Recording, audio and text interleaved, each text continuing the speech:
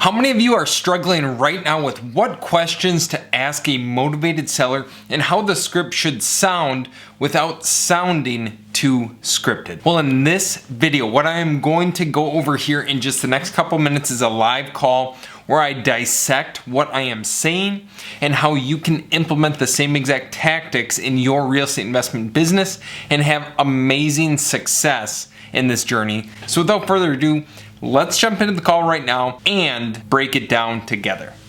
Hey, it's Carter with CB Home Solutions. I'm just giving a shout about just seeing how or if we can help out at all. Got the inquiry through the web. Whoop! Hi there. Hi. This is Carter with CB Homes. I'm just calling about the property on Street. Can I ask who I'm speaking with? Ken. Ken. So Ken, obviously I got the inquiry there. I guess, can you, just so I have a, so in this part of the script, it's the initial part, but it gives me a segue as to how we can figure it out. So I ask a pointed question with both answers being us as the solution to their problem. So just listen to this very quick. A little bit better idea on what's going on. I guess, is there currently more focus kind of on avoiding listing that place on the market and saving yourself some money in commissions and fees, or? I don't want to pay a lot of money for realtors. Okay. Know? Yeah. Or are you thinking of possibly just leaning towards the selling the route for cash and as is and not having to worry about any repairs or remodeling? Well, it depends on, what you want to pay. I mean, I don't want to give it away neither. No. The last two houses, within a block of this one sold within a week. Okay. So, no, I don't want to give it away, but I mean, I don't want to keep owning it neither. I've been here almost 30 years. No kidding? Yeah. And why sell now, Ken, if you've lived there 30 years? So that question right there, why sell now? You've been there 30 years, or what I normally ask them if they don't tell me the timeline is, Mr. and Mrs. Owner, how long have you been at the property? They say 5, 10, 15, 20 years, 4 months, 5 months, whatever it is. It doesn't necessarily matter. Hey, that's amazing. So you've been there 5 years. Why sell it now though? And then you just see what they say. You have to do the pauses. You have to have a very curious inflection in your voice, and you'll get the response that this one brings. I never wanted to live in the first place. I moved here because of my ex-girlfriend, and just, I stuck so much money in the house, it didn't make no sense to pack up and leave. I put a new furnace and central air in, and last year I put a $7,000 metal roof on the house in the garage. Wow. So, I mean, I don't want to give it away. Yeah, well, you want to recoup some of the money from the sounds of it. Well, see, my mother's got congestive heart failure. She's 85. I run there twice a day to, babysit her. So now in this part of the call, I'm actively listening. I am paying attention to what he is stating about his mother. And these are the key motivation points that you need to pick up on as a real estate investor, because this, at the end of the day, will be what exactly gets the deal done and gets him to take our offer. It just... I don't need the place. I'd move in there. She's got a big house and she's living alone and she needs someone with her. She ain't in very good health. Yeah. Where's your mom at? What city is she in? Okay. A little bit away, not terrible. 10 miles. Yeah. I mean, I'm doing that twice a day. That's, 40 miles a day every day, plus running to the grocery stores and, Yeah. So it's kind of obviously if you could simplify things. A roof too, because her roof, she's got a rubber roof on her house and it's leaking, and this would give me the opportunity to fix her house so it ain't gonna fall in on her head. Yeah, and that's probably the last thing that she needs to worry about. Well, she's 85, and she, like I said, she is got congestive heart failure. She's on oxygen 24/7, and she can't do anything. No more than a 50-foot hose will let her get to, Mm-hmm. And it just whatever. Yeah, no, it's understandable in that sense. I appreciate it. This place needs work too. I need the cupboard doors are all, doors and drawers are all So as you can tell in this specific call, Ken is what we would call a sociable buyer.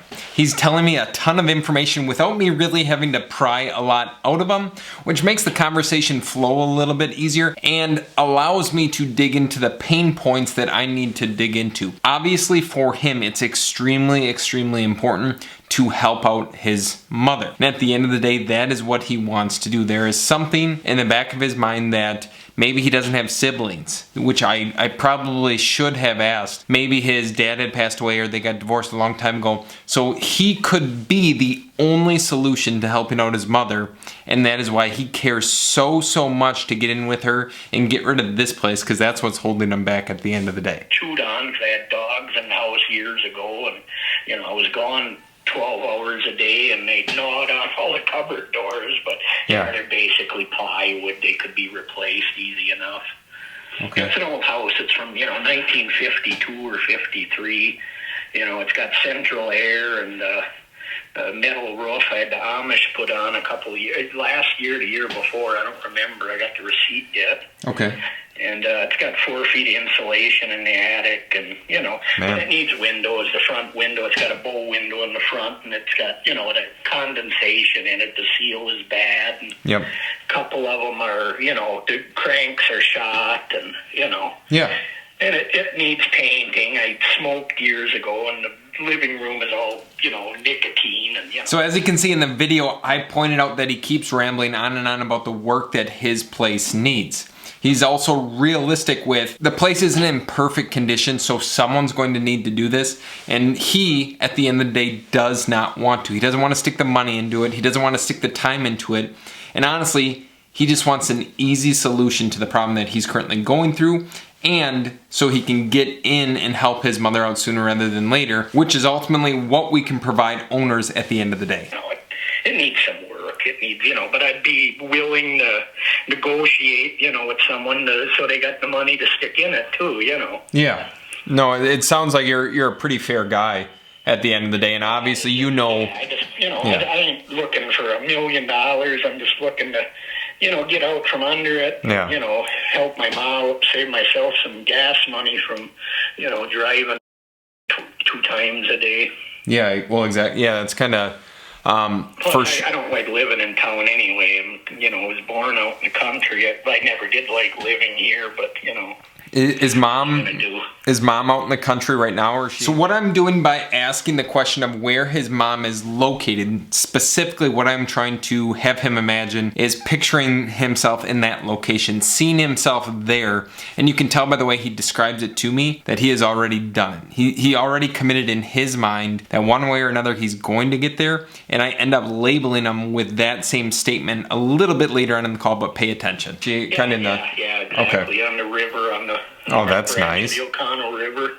No kidding. So it'll be kind of a little bit more peaceful, I'm sure, once you... Definitely, yeah. You can't see a neighbor anywhere from her house. All you see is deer and animals. Look out the window, that's all you do is sit and stare at deer. And that's the type of neighbor that I want. Huh? I said that's the type of neighbor that I want, just deer and turkey and... That's exactly it. Deers and turkeys and geese, and she's got geese that sit there. And, I buy her corn every week, and that's what her entertainment is. Sitting there watching the deer eat corn.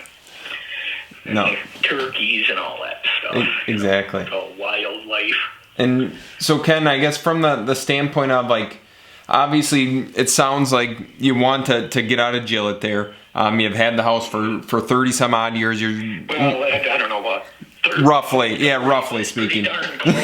It's been a while.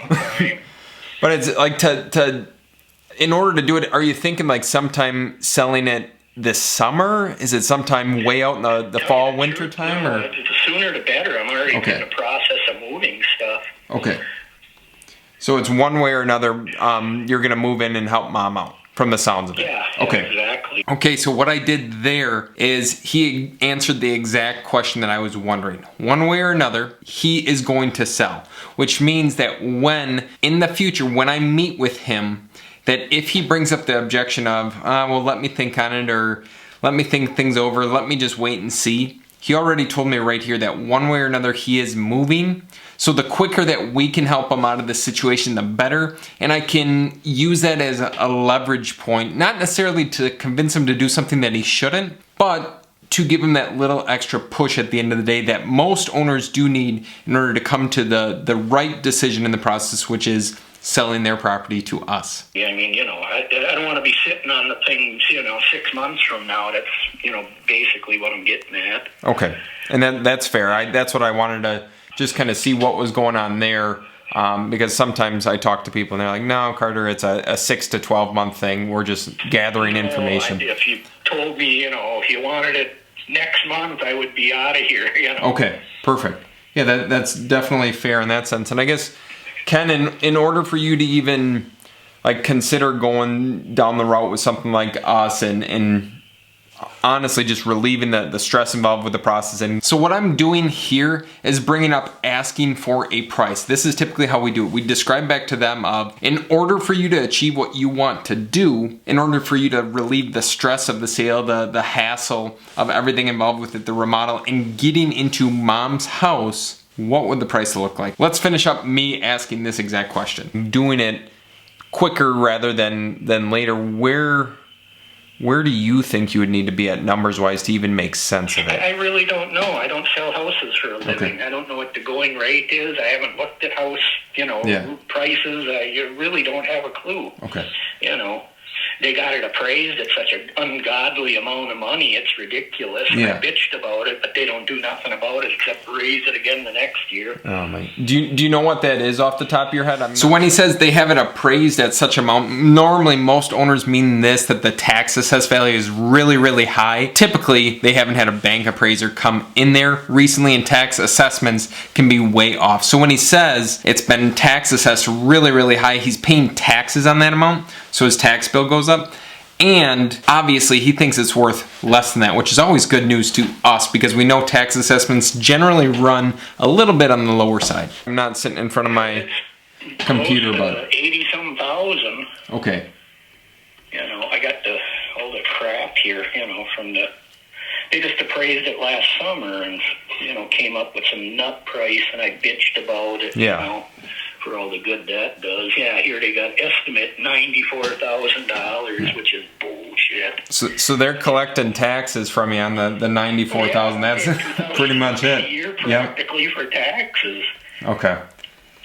Yeah, it's kind of just horrible for me. And then, I live alone, and the water bill alone, for me is, and that's just, I don't know, $60, $70 a month, which seems outrageous. Mm-hmm. That's what it is.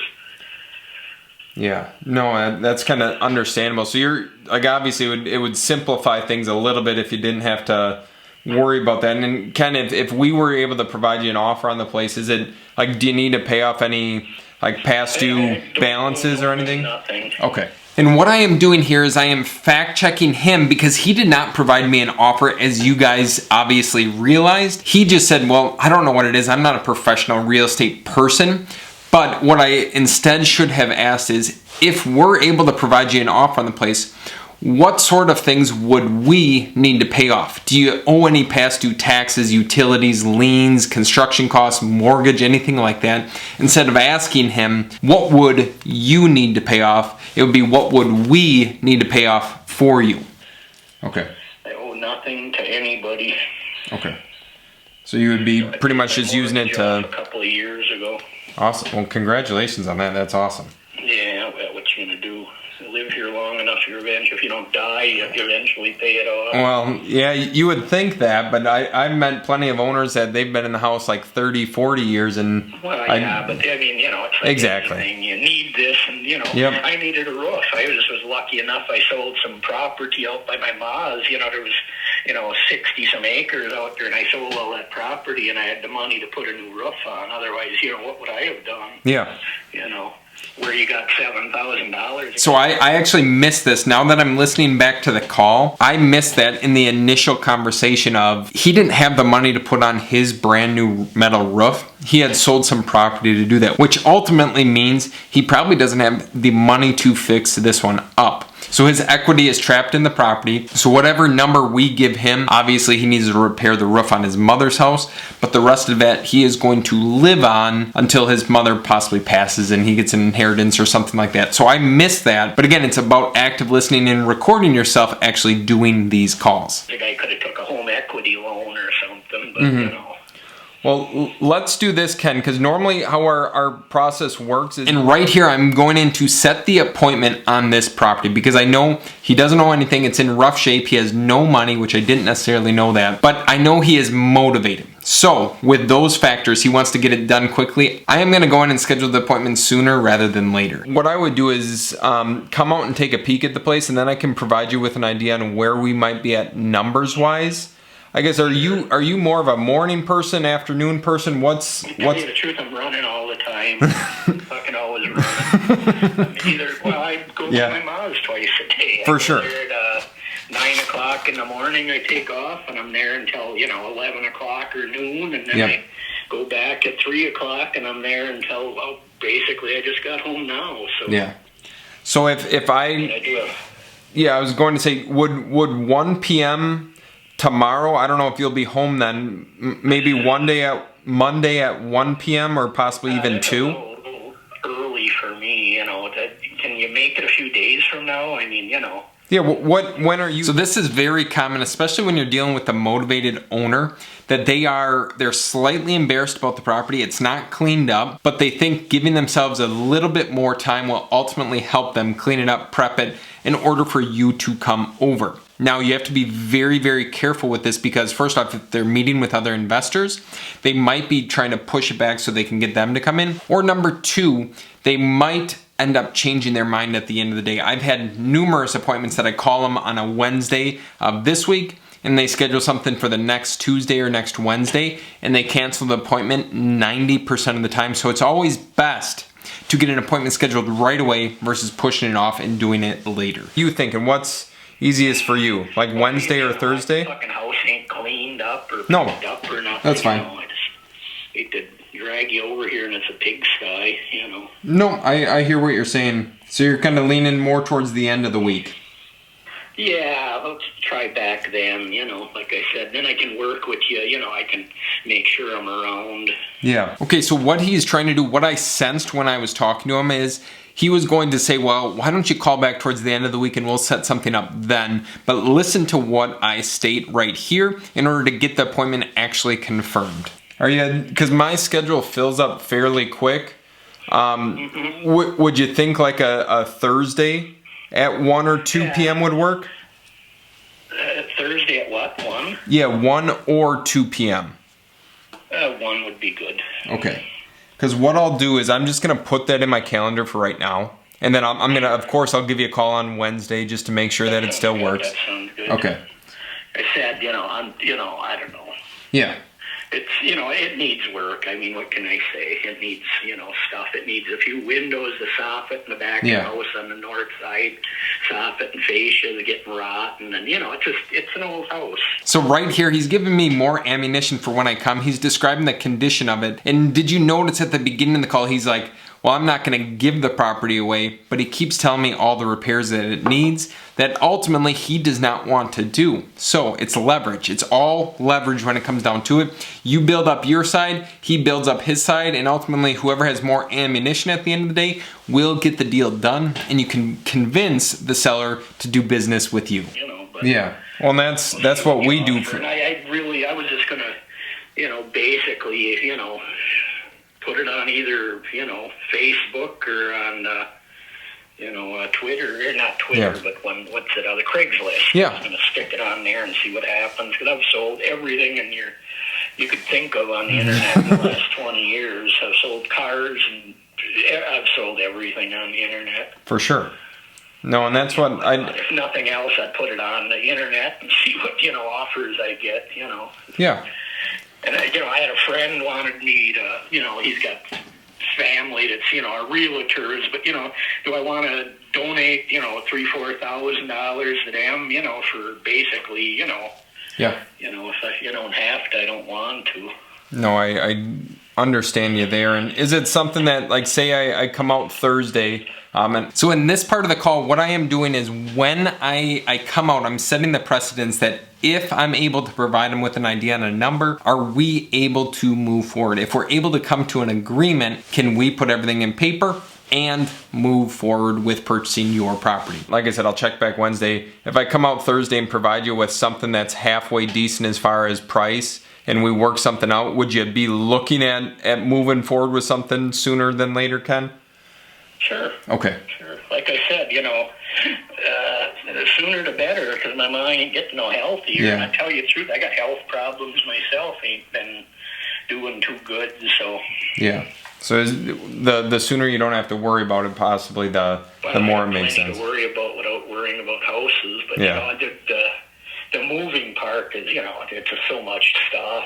God, I got 3 cars and I had 3-4 lawnmowers. By him saying this about the moving, it's something to pick up on, that this could be an objection when it comes down to it. That he doesn't know how he's going to move the stuff, that maybe he doesn't want to get rid of all the stuff or take it with him.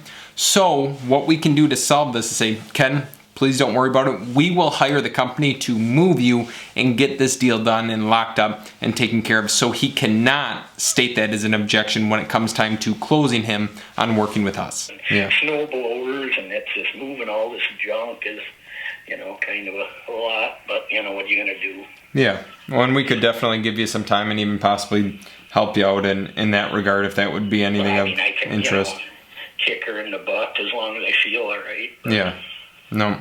Well, then what I'll do, I'll let you go here tonight. Appreciate you at least even taking my call, Ken. Lastly, is this a number I can text you on? So what I'm doing, lastly, this is the last part of the call before I confirm, hang up with them, everything like that. Always confirm that you have the cell phone, and then what you're gonna do, once you get that cell phone number, you are going to send them a selfie video text as soon as you're off the call. So if I have his cell phone, fantastic. I'm going to be like, hey, Ken, this is Carter with CB Home Solutions. Hey, just wanted to associate a face with the name, confirming our appointment for Thursday at 1 p.m. Let me know if that still works or if anything pops up in the meantime. Otherwise, I will see you then. And that's the simple message you will send, and it's going to differentiate you from everyone else. I promise you that. And then you also confirm that you actually have a cell phone to follow up with. Someone else called me this morning, and they want me to list it with a realtor. Oh, yeah. I didn't want to go that route. I mean, and unless I couldn't part with it on my own, Mm-hmm. I mean, I just ain't looking, I don't know. I know realtors got to make money too, but Well, and between you and I, if the realtor sits on the house for 3 months, 6 months, 9 months, it doesn't necessarily matter. But if the owner sits on it for 3, 6, 9 months, obviously they're still paying bills. So that's where my mind always goes. It's like, you don't always have a for sure closing date when it comes to a realtor. But if I were to provide you a number and we're like, okay, on June 31st or what, and I'm just throwing out random dates, it's going to set and close. I'll have the cash in my pocket and I'll just walk away. So there's always something to be said about that. But Ken, is this a good number I can text you on, or is there? I have no cell phone. Okay. I got a landline and an email address. No, that works. Then I'll call this number on Wednesday just to confirm Thursday. All right. Sure, sounds good. Hey, appreciate it. Again, my name's Carter. If you need to reach me, this is just my cell phone. So that is it. That is the commentary on the call. I had a little clip after this, but I'll roll that right now to let you know what my initial thoughts were after getting done with it. Okay, you guys, we will see where that one goes. Obviously, in the beginning, he was talking about, I want it at a fair price, doesn't want to get taken advantage of. But also, he started at the end, as I started pulling information out of him. The biggest thing is getting to be with his mom, not having to remodel the property. Obviously, it needs work. He mentioned it needs work. So the two biggest closing factors in this case, what we're going to be able to close that deal on, and I am 100% confident he owns it free and clear. There's nothing owed. So we will be able to close the deal based upon the fact of getting to help his mom and live with his mom sooner, not have to worry about the remodel process, and ultimately enjoy and relax in the peace and sanctity of the house, Wisconsin. So we'll confirm that appointment on Wednesday. This video will probably drop right around the same time, so look forward to that. We will see how it goes. Hopefully you enjoyed that live call in. This lead came directly to us through a Facebook advertisement. He saw the ad scrolling through Facebook. And if you want to learn how to run those ads for yourself, watch my tutorials or watch how I run and structure my Facebook ads right here in this video. It is very helpful and it's informative. And if you guys got value out of this content, comment down below, hit the like button, and ultimately subscribe to the channel. Peace. I'll see you in the next one.